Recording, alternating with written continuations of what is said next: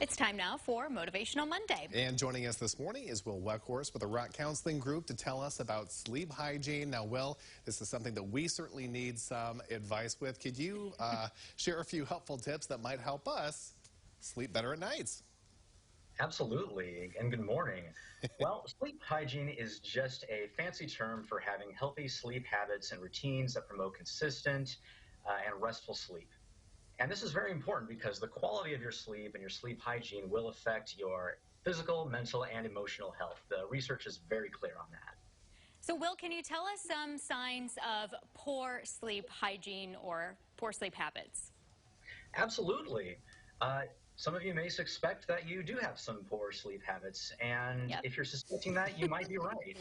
So some of those signs might include difficulty falling asleep, staying asleep, being sleepy in the daytime, tired. That could even lead to things like lack of focus, uh, feeling tired, and just inconsistency in sleep habits is a major sign too. Like if you're going to bed at 11 one night and then 2 a.m. the next night, that's not the healthiest thing in the world. So consistency is key. And then talking about that just a little bit, how can we set up a good sleep schedule? Absolutely. So it's important, first of all, to prioritize sleep. The average adult needs 7 to 9 hours of sleep. And if you're younger, you probably need more.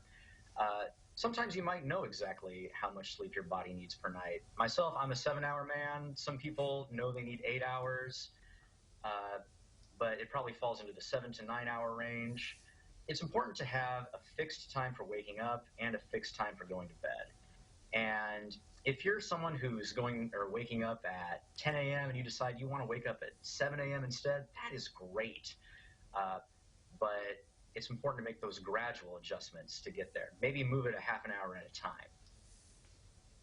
And what about the possibility of setting up a nighttime routine? Do you think that'll help a little bit? 100%. So the good news is you probably already do have some routines you do. For example, most people brush their teeth before going to bed, take off their glasses, contacts, makeup, put on different clothes. It's important to keep these routines consistent. So you have a routine, and everyone needs a little bit of time to wind your body down. I recommend budgeting about 30 minutes to an hour. And one of the most important things you can do, this can be hard for a lot of people, myself included, is to keep away from screens, including your phone, for about an hour beforehand. That artificial light from your phone or a computer, it'll stimulate you, and it can also trick your body into thinking that it's daytime. Well, do you have any tips when it comes to people who might have trouble falling asleep? Absolutely.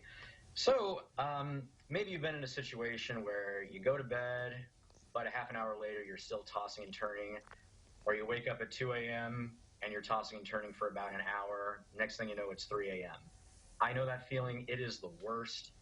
Uh, One of the reasons people do that is because something's on their mind. Maybe they're thinking about things they have to do the next day. Maybe you're worried about something. Maybe you have to give a big speech the next day and you're worried about what might happen. If that is the case, one solution for that is to simply write down what you're thinking. Put it on a piece of paper, on your desk, on your nightstand. That way you know it's somewhere there. You don't have to hold it in your mind. You can come back to it in the morning. And lastly, if you're in that situation too, where you're tossing and turning, what's recommended that instead of just trying to fall asleep continuously, get up, do something relaxing, maybe read a book in low, dim light, and then try falling back asleep in bed. You want to associate your bed with sleep. And Will, Mac and I go to bed pretty early because of our schedule here on the morning show. And I have found that I use the Headspace app to help me fall asleep. They have so many different options for wind down. But I know there are a lot of people who are like, no, I don't like that whole thing. Is trial and error really a good idea for people trying to help with this? Absolutely. I think if you find something that does work for you and helps you fall asleep and you feel well rested in the morning, more power to you. Absolutely. But you want to fall into a rhythm. For sleep, our bodies love rhythm. Well, at what point should we reach out to a medical expert and see if medication might be the best option? Now, that is a really, really great question. You can, of course, reach out to a medical professional anytime. Now, they might recommend some of the same things we're talking about today, and they can definitely assess if, at that point, if you need some extra help. And if people have questions whatsoever, how can they reach out to you? Oh, absolutely. So the name of our practice is The Rock Counseling Group. We're located in Champaign and Mahomet. You can look at our website, which I see you have on screen right here. Yeah, call us anytime, make an appointment with me or anybody else. I'd be happy to talk to you. All Great. right. Will, thanks so much for your time this morning. Hey, it's my pleasure. Thanks for having me on. Thank you. Jack has your forecast next. We'll be right back.